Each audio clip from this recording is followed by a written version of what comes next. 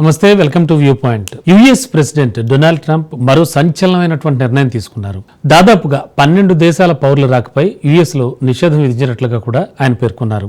అయితే ఇవే కాకుండా మరో 7 కంట్రీస్పై పాక్షికంగా నిషేధం కూడా విధించారు. మరి ఈ మేరకు ఆయన ఉత్తర్వులపై సంతకం కూడా చేశారు. మరి ఈ ఆర్డర్స్ అన్నీ కూడా జూన్ 9 అంటే మండే నుంచి కూడా అమల్లోకి వచ్చేస్తాయని వైట్ హౌస్ అధికారులు వెల్లడించారు. కొలరాడోలో యూదు సమూహంపై ద్రావణ సీసాలతో ఓ వ్యక్తి దాడి చేసినటువంటి తరుణంలో ఈ నిర్ణయం తీసుకున్నట్లుగా కూడా తెలుస్తోంది. అయితే ఆ కంట్రీస్లో ఒకసారి ఆ లిస్టు చూస్తే కనుక Afghanistan, Iran, Yemen, Myanmar, Chad, Congo Republic, Equatorial Guinea, అలాగే Eritrea, Haiti, Libya, Somalia, Sudan దేశాలపై ట్రంప్ నిషేధం విధించిన లిస్టులో ఉన్నాయి.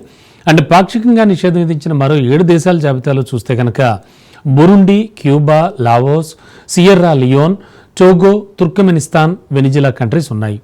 అయితే ఇవన్నీ కూడా అంటే ఏ విషయాలను దృష్టిలో పెట్టుకుని ఇలా బ్యాన్ చేయాల్సి వచ్చిందో అని చెప్పుకొచ్చారు. దేశ భద్రత కానీ అమెరికా పౌరుల ప్రయోజనాలను కానీ కాపాడడం కోసమే ఇలాంటి డెసిషన్స్ తీసుకోవాల్సి వచ్చిందని ట్రంప్ తన అనౌన్స్మెంట్లో పేర్కొన్నారు. కొలరాడోలోని బౌల్డర్లో ఇటీవల ఉగ్రదాడి జరిగింది. సరైన పత్రాలు లేని విదేశీ పౌరులు దేశంలో ఉండడం కారణంగానే ఇలాంటి ఘటనలు జరుగుతున్నాయి.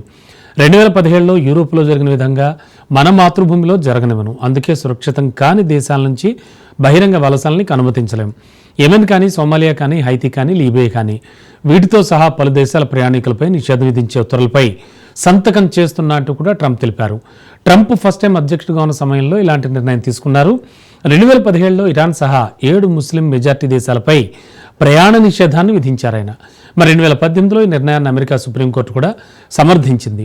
ఇక 2023లో కూడా ట్రంప్ ఈ ప్రణాళికల గురించి ప్రస్తావించారు. రెండోసారి అధ్యక్ష బాధ్యతలు చేపడితే Gaza strip, Libya, Somalia, Syria, Yemen వంటి దేశాల నుంచి పౌరుల రాకపై ఆంక్షలు విధిస్తానని కూడా ఆయన గతంలో తెలిపారు.